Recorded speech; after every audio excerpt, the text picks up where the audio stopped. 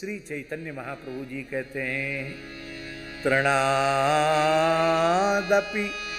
सुनीचेन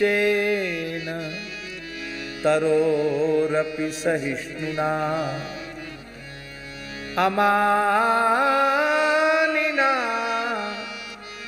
मानदेन कीर्तनीय सदारी।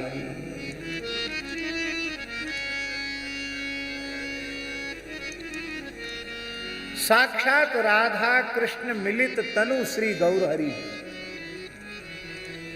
नित्य गोलोक विहारी मुरली मनोहर श्री कृष्ण ही राधा रानी के मादनाख्य महाभाव का आस्वादन करने के लिए, जीव जगत को प्रेम दान करने के लिए, हरिनाम संकीर्तन से पूरे ब्रह्मांड को धन्य करने के लिए ही उन्होंने अवतार लिया है। कितनी बार महाप्रकाश लीला में अनेक अवसरों पर अपने तत्व का, अपने स्वरूप का, अपने महात्म्य का उन्होंने प्रकाश किया है। हम बात इसलिए कह रहे हैं, इतना होने के बाद भी महाप्रभु के दैन्य आप देखिए, क्या कहना। ये प्रकाशानंद जी जो सर्वतोभावेन महाप्रभु के चरणों में समर्पित हुए हैं, वो क्या शास्त्रार्थ से हुए हैं क्या? क्या वैदुष्य पांडित्य से हुए हैं क्या? वह केवल और केवल महाप्रभु के दैन्य को देख करके वे नतमस्तक हो गए। हैं, ऐसे दैन्य की कल्पना भी हमारे चित्त में नहीं थी। दैन्य गोस्वामी तुलसीदास जी महाराज साक्षात महर्षि वाल्मीकि के अवतार हैं,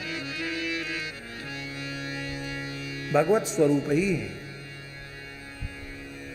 लेकिन केवल रामचरितमानस नहीं, गोस्वामी तुलसीदास जी का जितना साहित्य 12 ग्रंथ हैं, उन सब में आप देखिए एक विशेष बात दिखाई पड़ेगी, तुलसीदास जी की दीनता। सूरदास जी उद्धव जी के अवतार हैं, और उद्धव के लिए भगवान ने भागवत में कहा है, उद्धव मुझसे अणुमात्र भी कम नहीं है। विभूति योग में वृष्णिवंशियों में उद्धव को भगवान ने अपना स्वरूप कहा, उद्धव मेरा ही स्वरूप है। पांडवों में मैं धनंजय हूं, और यदुवंशियों में मैं, वृष्णिवंशियों में मैं उद्धव हूं। और उन उद्धव जी के अवतार हैं कौन? सूरदास जी। और सूरदास जी की वाणी में देखो, मौसम कौन कुटिल खल कामी, जेहि तन दियो ताहि बिसरायो, ऐसो नमक हरामी।